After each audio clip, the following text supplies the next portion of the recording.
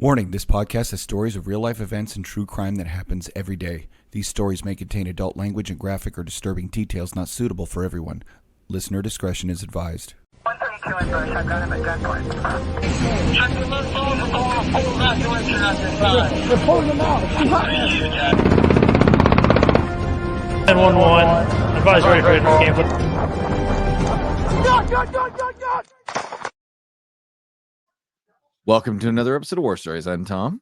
And I'm Chuck. And we are back for part 2 with Bryce, aka at that guy sleazy on social media. And that is how Chuck found you, right? Yeah, man, through good old Instagram. That's how a lot of people have found me.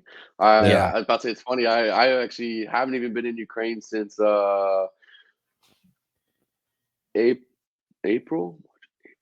No, May is when I got back to the States, and I still have literally just 2 days ago. I had some dude reach out to me, and he was like, "Hey, man, trying to find a unit and go do some stuff. Can you help me out? I found your Instagram." I was like, "Sure, dude." Right. So apparently that's the platform to get a hold of me. That's it's just just the way to do it. It's so much because you can see it, and people are posting on it, and it's Instagram. I think is probably one of the most popular platforms now.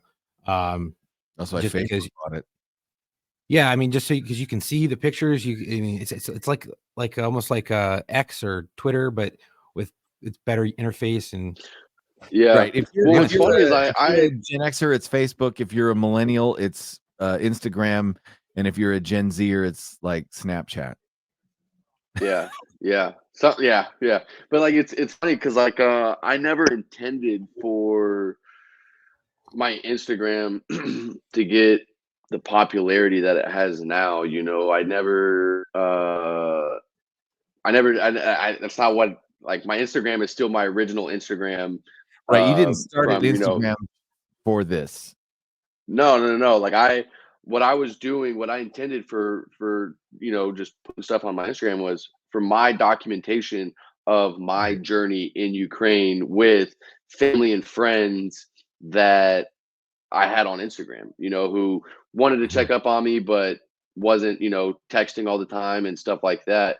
But yeah, but somehow, some way it blew up into what it is. And well, yeah, I mean, I was about to say, yeah, it's like this is cool stuff. Oh, and I see, by the way, I saw the post about hockey, so I'm very pleased. Yeah.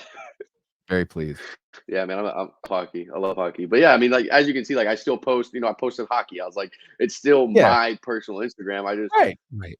put all my Ukrainian stuff on there also, except for my YouTube channel. That one was specifically for spreading videos and knowledge and going over stuff in Ukraine. But my actual Instagram per se, that was strictly just for me, and it just happened to blow the fuck up. Yeah. So for those of you that missed part 1, stop what you're doing right now. Don't listen to this episode. Go back and listen to last week's episode and listen to part 1. Because if you don't understand the amount of shit that Bryce went through, both as a United States Marine and then as a civilian post Marine Corps, to get to what we're about to hear, you will miss how cool this is. So let me see if I can recap this. From the age of 10, you stared at a picture of a Marine on the wall in full recon, like force recon gear, and said, "I want to do boogeyman ninja shit for my country." You went to your country and said, "Here I am, Lord. Put me out there to do boogeyman ninja shit." And your country said, "We're just going to have you run around the base and take people to jail." Yeah. As an MP. So then you get out of the Marine Corps. A woman tells you, "I don't want you to go and be a private military contractor." So now you don't get to do boogeyman shit as a PMC. Right? Correct. Then you decide to go back into the Marine Corps. But you will have a woman tell you, "I don't want you to go back in the Marine Corps. I want you to marry me." And you said, "Okay."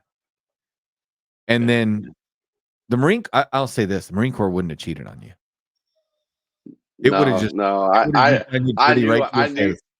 Yeah, I knew I was gonna get fucked from the start on that one. That one I would willingly go in, Right, you're knowing like, that it's gonna "Listen, use and I abuse me know and what I put mean. me up This is- wet. You know, I'm signing up for an abusive relationship."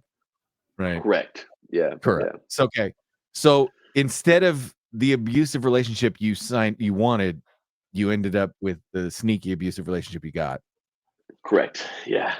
And then the guys in Russia get a wild hair up their ass and say, you know, we really miss having Ukraine as part of our little Soviet Union. And admittedly, there are people in Ukraine that want to be part of Russia again. Well, yeah. I mean, there's people in Texas that wish Texas was still part of Mexico. You know, it's, Right. Exactly. I was just going to bring up there's people in LA that still wish that California had Ronald Reagan as president, you know. Exactly. Yeah. So don't mistake, you know, one person or one country for the same, right? But the majority of Ukrainian people are happy to be Ukrainian. They're very proud of it. 100%, man. 100%. I can tell you they will fight just as hard to keep Ukraine Russia free as Idaho is trying to fight to keep California free. Speaking from the California transplant. Yeah. Well, trust me, I felt it. So anyway, so you're in this place in your life where you're not attached to a woman. You're free to do whatever you want, and somebody decides to invade another country in the former Eastern Bloc Soviet Union, when Russia decides to invade Ukraine. Mm-hmm. And you said, well, if I don't go now, I'm never going to get the chance. And you're probably right? Yeah. So you go through some real cloak and dagger 80s movie text message this guy and meet him in a dark alley shit. That's like some CIA fucking shit. You fly your own self to Poland. Right? You flew your own self to Poland. Yep. I bought my own plane ticket. Yep. One way. One way ticket. One way ticket to Poland. I mean, how did that feel buying that? Surreal? Honestly, man, like it kind of like fuck yeah, let's go. Kind of, man. It's kind of that moment, you know, where you're like, I don't know if, you know, like you just bought, you know, this really big purchase that, you know, like, and it costs a lot of fucking money that you've been wanting for a while. You've been wanting it, but like as soon as you buy it, like that's yours forever. Good, bad, indifferent. That is yours. Yeah. And you're like, so what did I just do? So it's like, did I am I doing this? Like, am I actually doing this? And of course, that thought ran through my head. Yeah, that's exactly. It got real.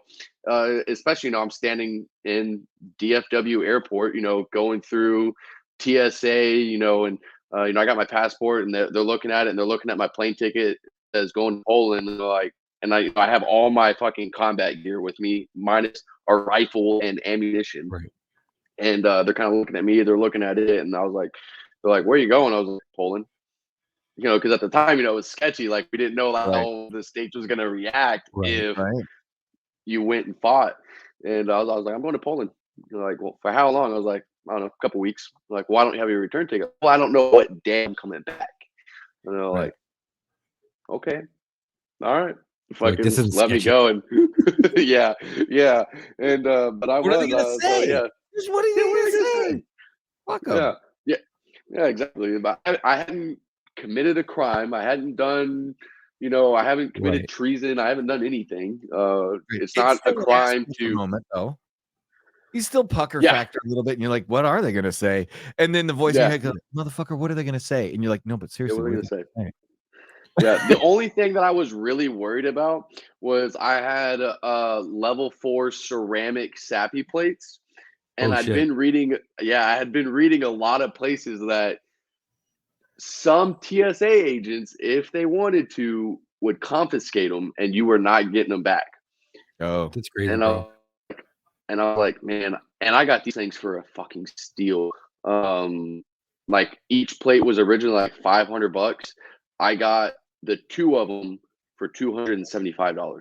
Holy Like, shit, that's crazy good. Wow. yeah. And I Did only you have got side that ones too? Did you get the side?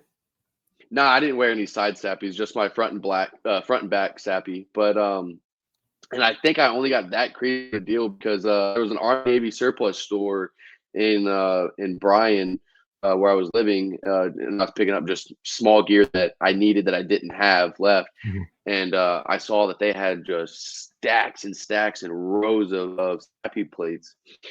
And I was like, hey man, I need a set. And he goes, oh man, all these are sold. They're going to Ukraine. I was like, well, I'm going to Ukraine. I was like, I need a set. Like, I'm going to fight. Like, I need a set of sappy plates.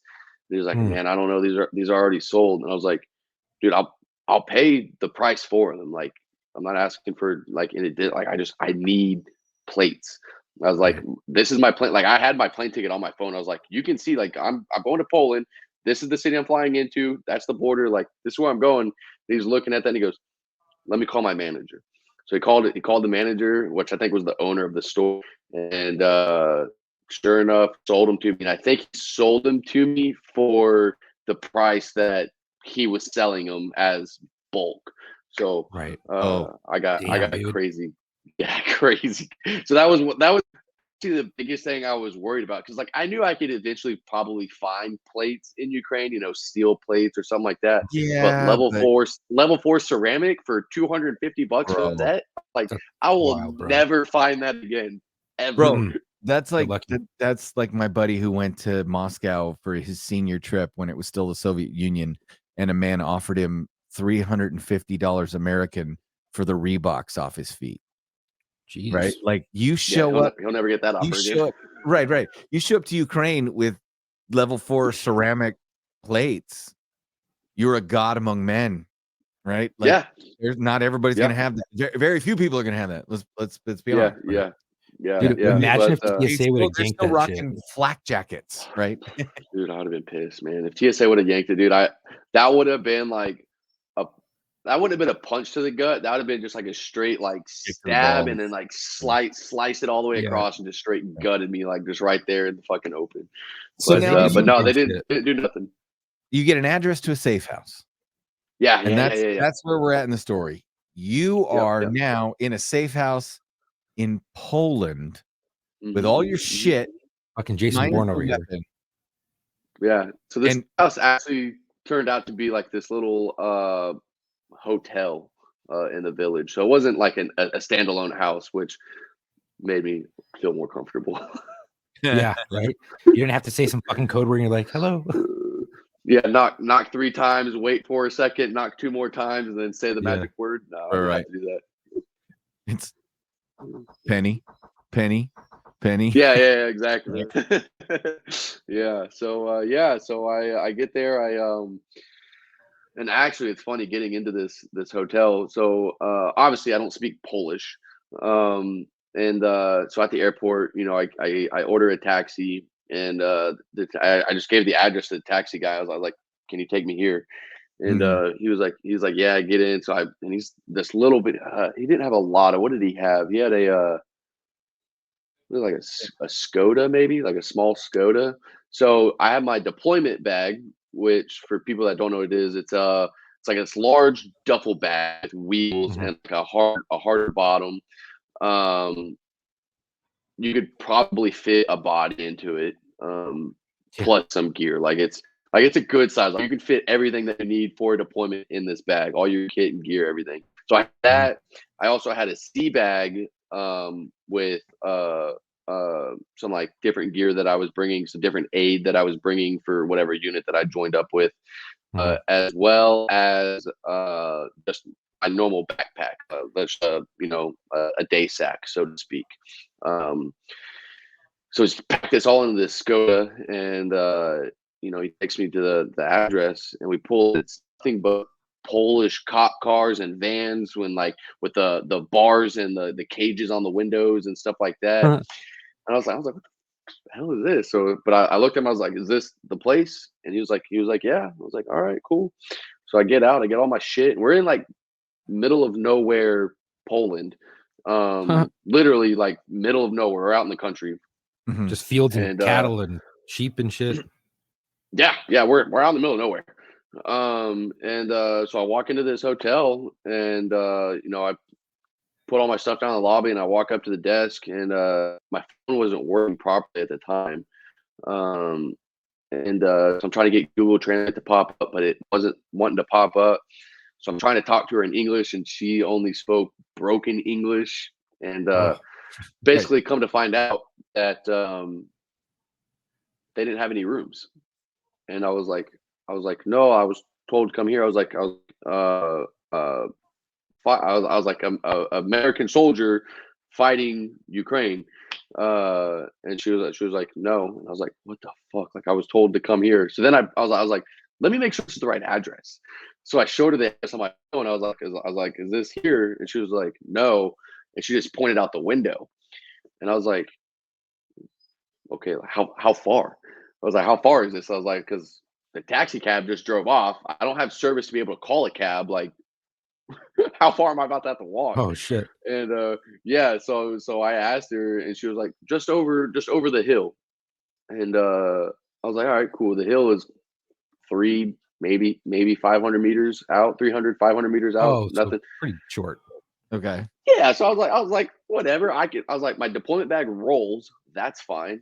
My sea bag can go on my back. My day pack can go on my front. Easy. I'll just walk down the road. So I did. I walk down the road, and I get up on top of this hill, and then I see like these little kind of like standalone houses almost, but like you could tell it was, I guess cottages almost, but you could tell like they were part of like a hotel, or like they're all rented out, campsite type deal. So I was like, maybe this is the place. So I walk up, and I go to like the door, and I knock, and he opens it up, and he's like looking at me like very confused, like, who the fuck is knocking on my door? And then he sees me with all my shit, and he's like even more confused in face. So Right. I'm trying to talk in English, and he spoke, I don't think, any English. So I just showed him the address, and he shook his head, and he pointed down the street again, same direction that I was walking. And I was like, fuck, how far do I have to go? I was like, how far is this? How far is this? So I get back on the road, and I start walking, and I'm dragging my deployment bag, and Fucking you know music what it from the does? Incredible Hulk. You're just walking with a backpack. It's just sad. Yeah, Just like, Dude, yeah, what's going through your head at this moment? dude, fuck, how far do I have to walk? yeah, really. Well, and it was March 31st, March 31st, April 1st, something like that, right? End of first part of April. And so it's chilly. It's chilly. It's not cold, but it's chilly. I had a hoodie on, and it starts raining. Is this while I'm walking. 2021? 2022. 2022. Okay. Yeah. Right after the mass invasion. Right. People call it invasion. I call it an expansion, because they invaded in 2014. So it Right. in the expansion, or large scale invasion, if you want to call it that. But anyway, so yeah, it Well, starts one's an raining. incursion and one's an invasion. How's that? We'll go with that. The incursion versus the invasion. Sure. Correct.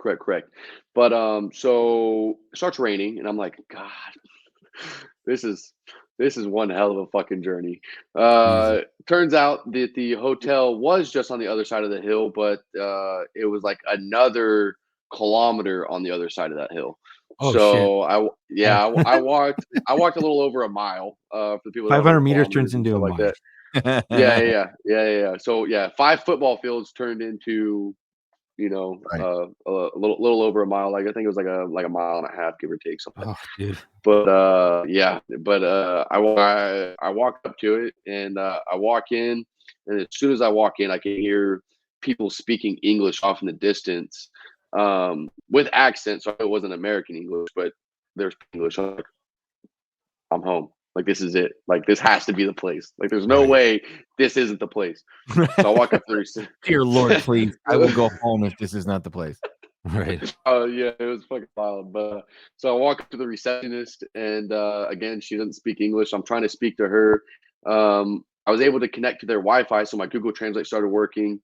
But somebody that was in the other area speaking English heard me, so they come in. He ends up speaking Polish and talking to the receptionist and stuff like that. they were completely booked. They didn't have a single room available, and I was like, "Fuck, where am I going to sleep?" Great. But the guy in her boat said it's okay, come here. And we walk into like the dining room area, and they have a loft that's over the dining room area, and they had mattresses laying on the floor, and they ran power cables up there so we could charge our phones and stuff like that. But they Oh let my us gosh. sleep. They sleep up on top of this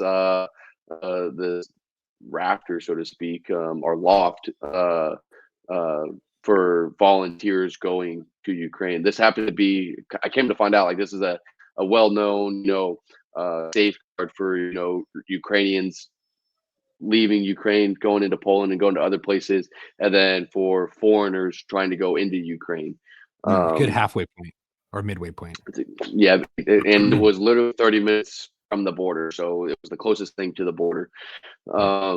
So yeah, I ended up staying there, met some foreigners, and I was talking. I sent messages to the Ukraine commander that told me where to go, and I'm sending messages to him like, "Hey, man." Well, first I sent him a message that I landed in Poland. Sent him a message when I got to the hotel, and I'm not getting anything, like nothing. I was like, you know what? It's war. Oh, he might be in a conflict. He might be duking it out right now. Like, Right. who knows? I was like, I'll You're give it trying to to the make morning. you're trying to make excuses because you're like, this is fucked up, but also like it's a war. I get it. And he could be Right, fucking exactly. KIA. You have no idea. Right. He could be But fucking dead. it's been a week since I've talked to him. So yeah, he very well might be dead. So talking to these foreigners and stuff like that, and some of them told me some horror stories of why they're leaving Ukraine and going back home because they were in the International Legion, and telling me different horror stories about that. But then I met this guy from Norway, and at face value, I thought he seemed legit, because I don't know shit about the Norwegian military. I don't know much about Norway, to be honest. He said he was an officer in the Norwegian military. He even showed me a picture of him in a uniform and stuff. And I think he was in his late 40s, and this picture looked like, he was the late 20s. So I was like, you know what, whatever, been out for a while, but you still know different things, whatever. But then he also said that he spent like 15 years in the French Foreign Legion. Oh. And he even had like a French Foreign Legion tattoo on his arm and stuff like that. I was like, well, I don't know shit about Don't the tell French me he Foreign was an Legion. imposter. I don't know shit about the French Foreign Legion, other than the fact that they're complete badasses, like complete badasses. Yeah. So I was like, the French Foreign Legion's no fucking joke. fuck no, man. It was No, man, originally, not I at all. think, made up of prisoners. They're like, you want out of your sentence, you can join this and fight for it. Essentially, yeah, way back in the day, yeah. But Yeah. and then it kind of became like a safe passage for people from other countries wanting to basically start their life over. Right. And So they would go to the opened it French to Foreign Legion. nationals. They said Yep. that was the whole idea, was that they wanted to open up the French armed forces to foreign nationals that were looking to, like, this was a pathway to French citizenship, to be accepted. Like, it was like, this was like, okay, if you want to, you got to go kick ass and take names around the world if you can't stay in your country. So it was an interesting concept. That's why people historically, I'm going to run off and join the Foreign Legion, because it was the only way you could start over internationally. Right, yeah, but you could be wanted from Interpol, so to speak. You could be wanted in every country in the world. You can go to the French Foreign Legion, and after I want to say it's like 3 or 5 years or something like that in the French Foreign Legion, you'll get a French citizenship. You'll get a brand new name. It's like a brand new identity of like who you are. Like the old you is gone, and this is the new you. Yeah, new. My understanding of everything, that's how it is. Because like, I know there's a lot of people who would do that. They'd be, I don't know if they were wanted by Interpol, but wanted in their country, and then they would go there and start over. So that's all I know about the French Foreign Legion. But this guy seemed, pretty squared away, pretty locked on different things, small conversations, about different things of stuff. But so this Ukrainian commander not back with me and stuff like that. Well, the next morning happens. I still can't get a hold of this guy, and this guy from Norway, he had a vehicle, and he goes, "Hey man, I'm driving into Ukraine. You want to come?" And I was like, "Sure." Oh, shit. At least I'm in Ukraine. Like once I'm in Ukraine, like I can figure other shit out. Like at least Right. let me get into Ukraine. I'll just keep giving up to soldiers until one of them gives me a gun. Exactly. That's kind of what I thought. And so so we did. You know, we go to the border, and the border was wild. We sat there for 6 hours because so he didn't have a passport. He just had like an ID card or whatever, because I guess he doesn't need passports in the EU and stuff, which was weird for me. But the border guard, she started a process she wasn't supposed to start, from my understanding. But so we're sitting there for like 2 hours, 3 hours, and like this border guard commander, like the head of the border guard in that area, that check post, comes up to us and apologizes to us. He's like, "Guys, I'm so sorry it's taken this long." You know, and he's the one who goes, "She started something that she wasn't supposed to, but now we have to let it play out, and has to go to Kyiv and then back to us and everything like that." He goes, "But are y'all hungry? Like, let me get y'all some food and stuff." So he takes us into like their little snack room, so to speak. He buys us coffee, buys us some like little sandwiches and like some snacks, and basically just keeps apologizing to us. We're like, "Hey man, it's whatever, shit happens." And then like around like hour 5 or something like that, he comes back to us. He goes, "Hey guys, it's not gonna be much longer. We're about to have supper. Come." And we're like, "All right." So he like takes us down like the bunker of this checkpoint place where it's only military and border guards there. Like there's no civilians, no nothing. And then you have me and this guy from Norway just like walking in, and everybody's kind of like looking at us, and like he's talking to other people like while we're walking, and everybody kind of just like passes by. And then this dude buys both of us supper, and we sit down and we eat with him and another some officer of the border guard. And that was my border guard experience. And like I got the border guard's number. Like we talked and stuff like that. And he goes, "If there's anything I can help you with when you're in Ukraine or when coming back out of Ukraine, here's my number. Let me know and I'll help you." Oh, how nice. And I was like, Damn. "That's dope." I was dope. So I was like, I had his number. But anyway, so we get into Ukraine, and I was hanging out with this guy. He from Norway. He tells me, he's like, "Hey man, you know, I have a couple meetings with some different units here in Ukraine. If you want," he goes, "you seem to know what you're talking about, and your skill set and stuff like that. And just from talking to you, if you want, you can come to these meetings with me and see if these units will take you as well, since you don't really have a place to go." I was like, "Shit, this is falling in my lap. Yeah, let's do it. Like, let me go talk to some fucking units or whatever and find that's hopefully not the International Legion," because I've heard these horrendous stories from other people about the Legion. I didn't want any part of it. So we drive into Lviv. It's late afternoon, early evening, and at this time they're under martial, so they have curfew, and I think curfew was 10 p.m. I think. How does 9 it or look? 10. Does it look like a country at war at this point? Man, to be honest, so driving from the border into Lviv, it looks like nothingness. Really, like, there's really nothing there. Like It's like you'll drive farm through like some country. small villages. Yeah, you drive through some small villages, and when you're driving through these villages, you're like, "Damn, people live like this." Like, Okay, so it's still very, second world country, right? It's very Eastern Bloc. It's still a lot of rural communities, yes, but the war hasn't touched them yet, right? Like they know about it. yeah, not Right. not in the Lviv area. No. Yeah, no. But when you're driving up though, like they still have checkpoints everywhere. They have, Sure. the big head. They have the big hedgehogs, line up Mhm. at different intersections and stuff like that, making different serpentines. And oh, for people who don't know what hedgehog is, it's the big Saving Private X. Ryan, the big metal X on the beach. Yep. Yep. It's to stop Those are tanks and probably other left over from vehicles. World War II. Some of them probably were. I know a Yeah. lot of people. Like I actually saw people make them, so they were actively making them. But I'm sure a lot of them were probably Right, also right. leftovers from Right. other wars in that area. But but yeah, like you could like they were ready for it. Like they were ready for it. Checkpoints everywhere, military everywhere.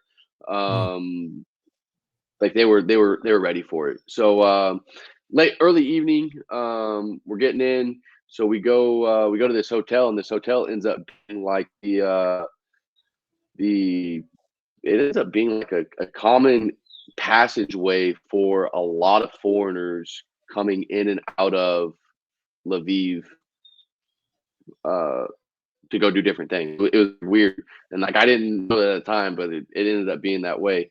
But so we spend the night there, um, and the next morning we wake up, we go down to basically like downtown Lviv. Like there's a big square, coffee shops, and that's where the center of Lviv is. And we go to this coffee shop to meet with this guy named Damien. He used to be like the head spokesperson for the International Legion, like early 2022, like early International Legion time frame. If you saw anything about the International Legion, it was his face and his voice and stuff like that. So we have a meeting with him. Basically, I tell him, a synopsis of my background, my qualifications, who I am, what I'm here to do, everything like that. And, the other guy from Norway is talking to him, and they both start speaking Norwegian. I'm like, damn, this dude knows English, Ukrainian, and Norwegian. Like, this dude fucking knows language. That's fucking dope. This Damien guy. Come to find out, Damien is actually either Ukrainian Norwegian or Norwegian Ukrainian, one of the two. But that's how they got linked up. Right guy, yeah. Yeah, that's how they got linked up with somebody in Norway. And I was like, okay, cool. This guy has to be legit. Like he's meeting day one of being in Ukraine. He's meeting high officials for different positions and stuff like that. Right. So again, I'm still thinking, this guy is. Oh man. Sorry, getting a phone call real quick. So meeting this guy at this coffee shop, and I tell him synopsis of everything, and he right then gave me a job, and he's like, hey man, I can give you a position doing security for government officials in Lviv. Like you'd be a personal security guard for officials in Lviv. And I was like, well, that's dope, but that's not why I came here. So no, I don't want to do that. Like, I want to go fight. Like, that's what I want to do. Like, don't get me wrong. Like, it'd be way cool to, be a personal bodyguard for government officials under normal circumstances. Like, right? Yeah. That'd be a dope job. But like, that's not why I came here. That's not what I want to do. There's a thing happening a couple miles that way. I was more interested in. Yeah, that seems like a lot more fun. Right. So we declined that, and the next day we had a meeting with another unit in Ivano-Frankivsk, Ukraine, which was about an hour and a half, 2 hours from Lviv. And so I asked him, I was like, man, who's this unit? And he goes, it's the right sector. And I was like, don't know anything about the right sector. And he's like, you see all the red and black flags, flying and stuff like that. And I was like, yeah. And he goes, that's the right sector. And I was like, well, who are they? And he kind of tells me what. Well, he kind of tells me what you'll read on like Wikipedia and stuff like that. Basically, they are a nationalist party of Ukraine, and they've been fighting the Russian aggression since 2014, and they've been doing crazy good work. They good equipment, highly skilled, trained guys, and like they're accomplishing a lot of really good things in Ukraine. I was like, cool, that sounds good. But then you'll also hear like some negative sides of the right sector with them being nationalists. You hear like, oh, they're Nazis. They're murder people. Oh, they're doing this, they're doing that. They're this would be and the that. equivalent of like the 3%ers in the United States, right? So you have 3%ers in the United States. If shit kicks off, and then somebody from another country gets sent here, and they're like, "Hey, go hook up with the 3%ers," they'll take care. That's kind of for our audience. That would be the equivalent, right? Maybe not the yes and no. the groups are not the same. That's not what I'm trying to say. No. But so having the 3%ers here aren't a political party. The right sector Right. is a political Right. party. Yes. Yeah. So it's like the right sector. Imagine if the 3%ers became a political organization, and Yeah. that would be the equivalent of a right-wing group becoming a political. It's almost like a military. If the Tea Party and the 3%ers had a baby, right? Yeah. And then so when he's saying, so the audience understands, when he's saying that he's being sent over to these people, it's not like the right sector is a division of the Ukrainian military, right? It's Correct. not. It is Nope. It's like their own militia. Right. Yeah, that's a good. It's Right. It's like a politically active militia. Yep. So what happens after that? Yeah. So we go and we have this meeting with them. Well, on our drive down there, because I'm still trying to get some information from them. So I messaged my buddy that was in the YPG over in Syria and stuff like that, and I was like, "Hey, man, I need an intel packet. Like, I need to know the ins and outs of this organization and what they're about because I'm about to have a meeting with them. And this guy to the left of me that I'm driving with is saying, they're this, they're pretty sketchy guys, neo Nazis and yada yada yada. So like, I want to know from my own guy what I'm about to walk into. So a couple hours later, he sends me, an intel packet of the right sector, and it wasn't exactly what the guy next to me said they were, but some similarities. I was like, all right, cool. Right. It's I can somewhere in do this. between. Right. Right. So we get to Ivana Frankivs. We spend the night. Next day we have the meeting, and we have breakfast that morning. And same thing, we kind of go to like this little square area. We're waiting, and he messages the guy. He goes, "Hey, somebody's gonna come out to meet us." I was like, "All right, cool." And we're just kind of waiting, talking, looking around, seeing what's watching everything. And all of a sudden I see this dude walking up to us, black boots, black BDUs, black combat top. And I was like, I got a feeling that's our guy. Like, I don't know who we're supposed to be meeting, but like, I got a feeling like that's the guy we're meeting. So, and sure enough, he walked straight up to us and introduced himself, told us who he was and everything. And he took us into this building. I think it was a cash exchange place is what it was. And like walking down this hallway, and like the very end of it is the cash exchange, but right before it was this big steel door. And he hits like this buzzer. He looks at the camera, and it lock pops, and he swings this big steel door open, and we walk in, and then that's like these old Soviet staircases. Like each step is a different height and a different length, and it's all like the perfect Janky. Soviet staircase. Yeah. So we walk up it, and then there's another big steel door that he buzzes and looks at the camera, and the door clicks. And I'm thinking, I was like, oh shit, this is exactly what this Norwegian guy was telling me. I'm about to walk into a room. There's gonna be plastic tarps everywhere. Like, this is it. Like, I'm done. They're about to Like, murder you. Yeah, like I'm done. Like, they're about to fucking steal all of our equipment out of our car. Like I'm just a fucking supply drop for these guys. Right. And so like, no, I'm thinking, I'm like, what am I gonna do when I walk into this room and it is nothing but tarps? I'm coming up with a game plan to fight or whatever.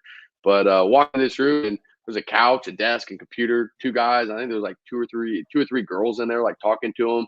And as soon as we got in there, like the girls left, and like we had business. Like it was cool. They basically asked who I was, shit like that, and qualifications, skill sets, what my intentions were there in Ukraine. And ultimately they said, hey, we would love for y'all to join on our unit. And I was like, cool, works for me. Like, finally, this is what I came here to do. Yeah. I was like, yep, that works. Let's do it. How long has it been thus far? I'd been in Ukraine 2 days now, so I think I'm on April 2nd or 3rd. So pretty something quick. like that. Yeah, that's Yeah, pretty yeah. cool. It's all happening now. It's Boom, boom. happening. Like, you know, we're going. I was like, dope. And he goes, our foreigner unit isn't getting set up for another 2 weeks though. So that's when we'll have your contracts and we'll be able to get you to the unit. I was like, fuck. I get into a unit, but not yet. So Right. Sit around and so wait. we're like, all right, yeah, so I guess we'll go back to Lviv and just hang out in our hotel and, you know, explore Lviv a little bit for 2 weeks until we get our contract. So that's what we do. We go back to Lviv and we're sitting in our hotel. We go down for breakfast one morning, and me and this Norwegian talking, and this English guy overhears us, and he walks up to us and he goes, "Hey guys, like, you know, who are y'all? What are y'all doing?" And at the time, I don't know why, but like everybody is very like all foreigners are very kind of like quiet about what they're doing over there. Sure. Probably Which OPSEC, I too. don't. Yeah, OPSEC, but like people were being extra vague on things sometimes and stuff Because like they're in that. a You new know? country and they don't know who's who in the zoo, dude. Like you could be talking Yeah, to the wrong fucking person and end up in a van with a black bag over your head Yeah. in a yeah, concrete cell that's floor slopes slightly 2 inches to one side where the drain is. right. Yeah. Where the drain is, actually. But yeah, so he comes up and talks to us. Hey man, what are y'all doing here? Like, oh, you know, we're here to fight, just waiting on our contracts. And he's like, okay, cool. How long? You're like, oh, you know, a couple of weeks. He was like, all right. Well, he goes, well, I work at a training facility here in Lviv, and we need foreigners who, you know, NATO trained foreigners to help us teach these Ukrainians NATO skills. And I was like, oh man, dude. Yeah, I've been out of the Marine Corps since 2016. Like, I'm confident enough in my skill set for me to do my job, but not necessarily confident enough in my skill set to teach somebody my job. I was like, I'm still a little rusty in some areas that I'm gonna need to sharpen up a little bit. He goes, hey Mhm. man, that's fine. These guys don't know anything, so just a little bit of knowledge that you have is huge to More than them. what they And I have. was like, Yeah. exactly. And I was like, I was like, all right, cool. You know, whatever. We'll come check it out. I have 2 weeks anyways. Like, I came here to help Ukraine, to help Ukrainians. This is doing that. It's not exactly what I want to do at the moment, but it's helping. Well, it's better than sitting on your So ass making chocolate thumbs. exactly. Mhm. So that's what we do. We go to this training facility and check it out, and just check it out. If it doesn't fit for you, it's cool, but at least check it out. So that's what we do. We go to check it out, and we sit down and meet um, the commander there. So there was two commanders. You know, there was the actual, you know, like director of operations, so to speak, over the entire training facility, the day-to-day actions, and he was an officer from England. Crazy cool dude. Think of like your stereotypical um, English officer, very proper, posh, like perfect figure. Like that was him. So sit down and talk with him, and he tells us, you know, everything that they're training at this facility, and they were teaching the basics of everything. So base of all these classes, the basics of CQB, recon, mapping, armored vehicle recognition, um, combat medicine. I feel like I'm missing something. Oh, ambushes and the basics of ambushes. And I was like, how long do you have these guys for? He was like, 1 week. I was like, there's no way you're teaching all that in 1 week. He goes, I know. Right. Literally, he just looked at me. He's like, I know. And I was like, no. Like, I'm telling you, there's no way. I was like, CQB is my bread and butter. I mean, as I don't know, you know, being a police officer, you know, you do a lot of training on active shooters, you know, Mhm. inside of buildings and Mhm. houses and stuff like that. Like, essentially, Yeah. that's CQB, fighting in built up area, you know. Right. So, you know, being an MP, I did a lot of training in that as well. So I loved CQB, and I did as much training and schooling on it as possible. So I was like, that alone, the Marine Corps, the very basics is a 2 week course. Like, that's like the basics. I was like, so you're going to tell me you're teaching the basics in 1 week? But also, it's not 1 week of just CQB. It's 2 days in the morning for one group, and then 2 Oh, man. days. Yeah, it's broken up. So Right. they're actually really only getting 1 day. You're getting a I'm like, crash course. This is a legit crash course, right? Huge This is crash course on we a don't have wide time to variety of teach topics. you everything, but we have time to teach you something. Correct. And so he goes, man, check it out. You know, if you can help, you can help. If you can't, it's no biggie. He goes, but a little bit of knowledge for them could mean life or death. Right. I was like, you're true. I mean, you're not let's wrong. face it. If you take one person who knows how to slice the pie, and that person teaches 100 people how to slice the pie, you may have saved 99 lives.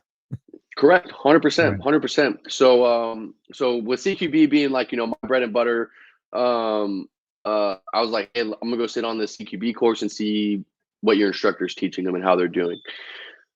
And I was watching him, and I was like, oh, this is bad. This is bad. It's all fucked up. I was like, oh, it was bad. Like the guy teaching it also was another English officer. Really nice guy, huge heart. Like this man has a big heart. Really, really good guy. Like really good guy. He just was teaching something he didn't truly understand. He might have taken a course on it, a small course, or watched some videos on how to do it, or had a buddy teach him the basics on it, but he didn't actually understand the in-depth concept of it. And it was very, very noticeable to me instantly. And I was like, oh man, these guys are gonna get killed. Like this is bad.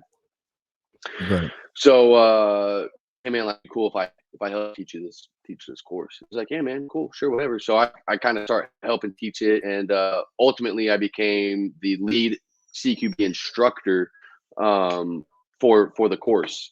I had one of my buddies send me a complete CQB course PowerPoint from the U.S. military. So I'm taking and I'm completely digging everything out of it. I'm like, nope, that's advanced. Like breaking it all the way down to the 100% meat and potatoes, the very, very, very, very basics of fighting inside of a building and approaching a building and stacking up to a Don't building. stand in the freaking fatal funnel. Don't just watch your corners, your windows. Right. Corners. Yep. Okay. Yep. So I think it was like a 180 PowerPoint or 180 slide PowerPoint. I think I broke it down into like 15 slides. Wow. And yeah, I stripped everything from it, and then I sent it to a couple of my buddies who were one's in the Marine Corps Army, and another guy out there, he's a Kiwi, who was very knowledgeable in CQB. And I was like, hey man, I don't need extra fluff, I just need the bare minimums. Do I need to add or take anything else away? And all three of them were like, hey man, this looks good, let's tweak this just a little bit, and let's tweak that just a little bit, and then it's perfect. And we all agreed on it. I was like, cool, this is what I'm teaching. Boom. So that became the standard for teaching this course. And then we had a Marine Raider, a Green Beret, and a couple other medical guys come in to teach CCC medicine for a week. And I told the Marine Raider and the Green Beret when we had like our morning meeting, I told him, I said, hey guys, I know for a fact you know way more than this than I do. If you see something that can be improved, don't ask me if you can speak, just do it. Right. You have full reign on teaching it. And they're like, no, man, this is your course, we're just here to help out. And I was like, no. You know more than I know. So if I misspeak, or if you have a better way of doing something, speak up and say it, because this could help. So I had, this Marine Raider and Green Beret actually helped teach the CQB course a little bit. And they actually helped teach me how to break it down a little bit smaller in the teaching aspect of it versus kind of just making it smaller and building onto it, making it bigger that way. But yeah, so I was the lead instructor for the CQB for a while, and we're still waiting on the contracts. 2 weeks go by, and they were like, "Hey man, it's gonna be like another 2 weeks or whatever." So we're like, "Fuck, all right, cool, whatever." So the 2 weeks go by. I decided not to join the right sector for my personal reasons. I can And understand then that. There's some things that yeah, would give me pause about that. Yeah. yeah. I'm not judging another person's culture or anything like that. I'm just saying I understand your decision. Well, so I actually agreed with a lot of what the right sector Yep. stood for and represented. Yep. But But there's being some there, I was issues there that, for yeah, there were some small there's things. there's some things But being there for 4 weeks, I talked to a lot of Ukrainians about the right sector to get their input and stuff like that, and it kind of boiled down to three topics, three places that they fell in line. Is one, they absolutely loved and adored the right sector, everything about it, sure. right sector, right sector, right sector. Right. Second one was 100% against the right sector. They don't want them in Ukraine. They don't want them fighting in Ukraine. They want nothing Right. about the right sector to do with Ukraine. And then there was a Right. third category, which was a blend of the two. They appreciated the right sector for what they were doing against the Russian occupation and their fighting and the achievements that they've made for Ukraine in the fighting aspect, but didn't necessarily agree with the political stances that they held. So I was like, if I'm going to fight for a group, I don't plan on living in Ukraine. So if I help fight with this unit and we take back a lot of territory and we grow this political movement bigger than what it is, and then I leave, Right. well, it seems like a lot of Ukrainians don't really want them for a political movement. So I'm here for the Ukrainians. Right. I'm not here Right. for myself. Right. So You're that's not why I there chose for a not to. political movement. I don't agree with everything they necessarily say or the degree to which they say it. Right. I've done my research. I get it. I also would say that if I were there, I were there to help the people and not any political party or movement. So affiliating yourself as a soldier, that's like saying, well, I'm going to join the Marine Corps, but only the Republican Marine Corps, right? Like, Correct. that's not Yeah, not what you do, right? So Yes. what unit did you So, link up with after that?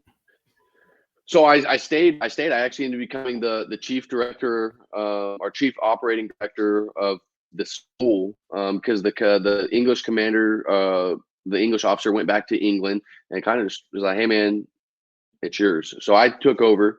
I did that for 4 months in Ukraine for about 4 months, just teaching and doing, running this program. One of the medical guys that came with the Green Beret and the Raider, he's actually also a Marine.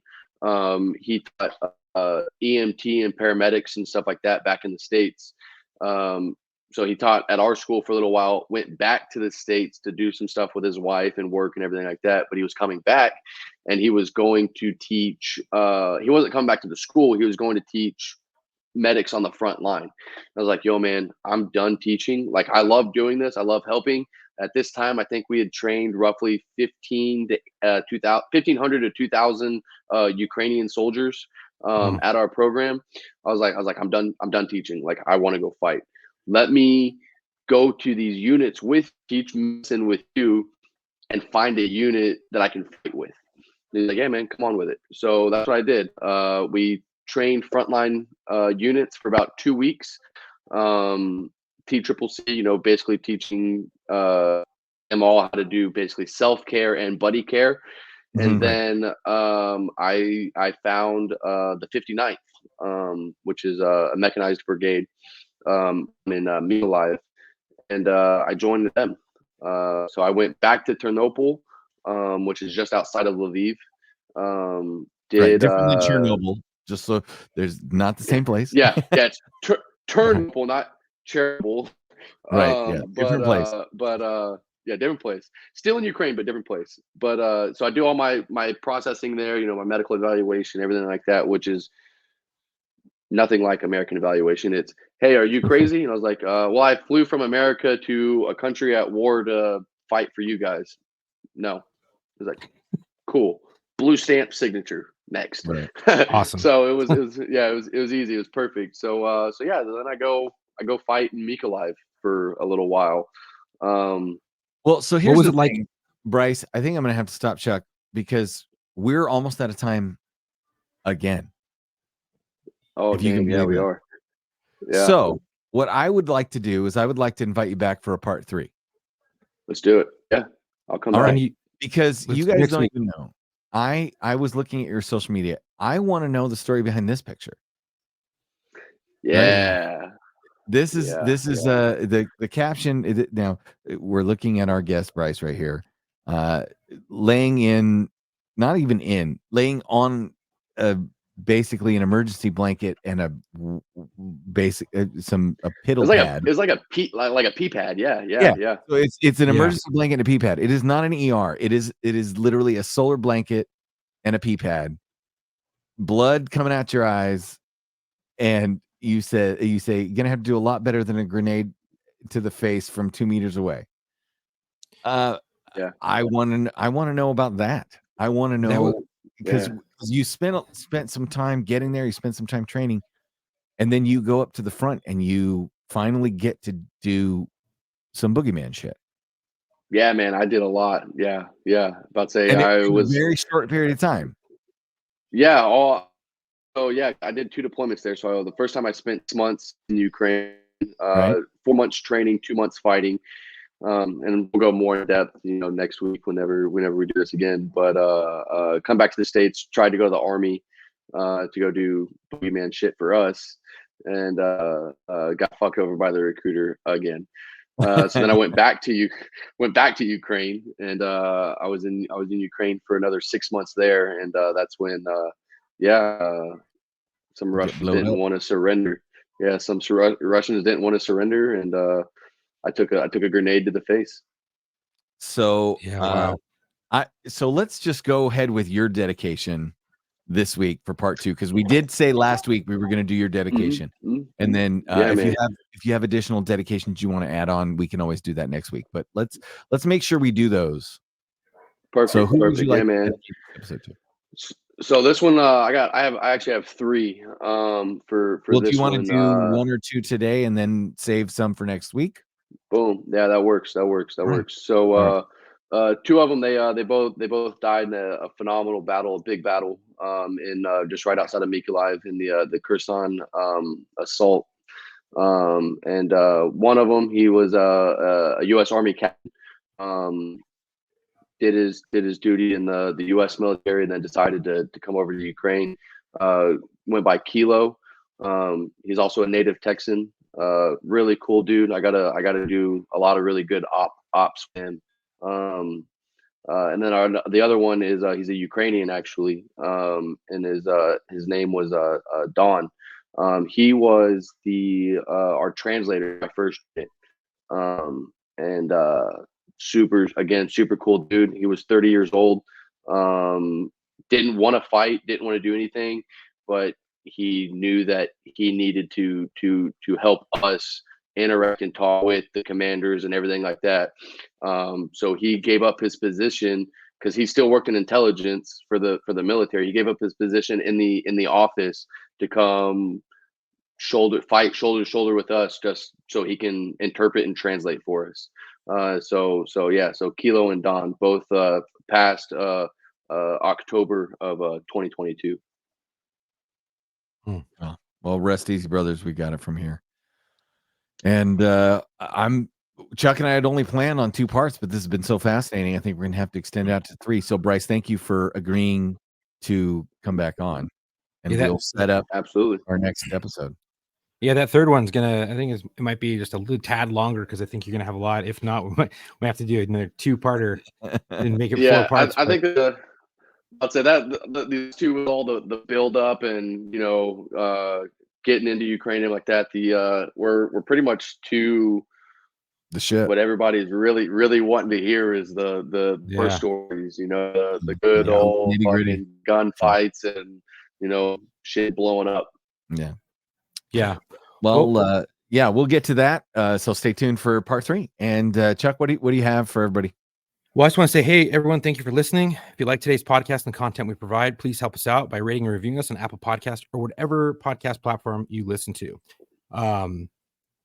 Please follow us on our Instagram and our Facebook. Our Instagram is @war_stories_official, and our Facebook @War Stories Podcast.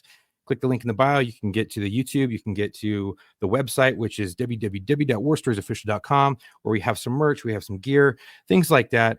And if you think you have a story you want to share or you're a friend, go to booking.warstories@gmail.com and I can get you booked. We're always looking for law enforcement, veterans, firefighters, medics, but also corrections, dispatchers, and nurses. So thank you for the support. Stay safe. Yes. And for those of you that have been sending in, we just got another request in for a debrief video. I sent a message back that we were going to go ahead and debrief that video. So keep sending those in and we'll get to those. We're going to be on the email. It was a direct message. So we're going to be, we're vetting those requests. We'll hang on to those because we have a list we get going through to add to the stuff we want to do. We're going to have an episode with Marco coming up. With Marco wants to be involved in another debrief, and then Matt is going to be involved, I think, in co-hosting War Stories, either in my absence or Chuck's absence, at least in the near future. So we'll see what happens with that. So just be prepared for some fun substitute teachers for the podcast. Just because we're all integrating ourselves. Bryce, thank you, man. Appreciate you coming on. Yes, I cannot wait to hear, because I don't know any of this stuff. I followed you on social media through the podcast, but I can't wait to hear it directly from you. So I appreciate you coming on. Yeah, man. Thanks for having me. And until our next episode, come home with your shield or on it.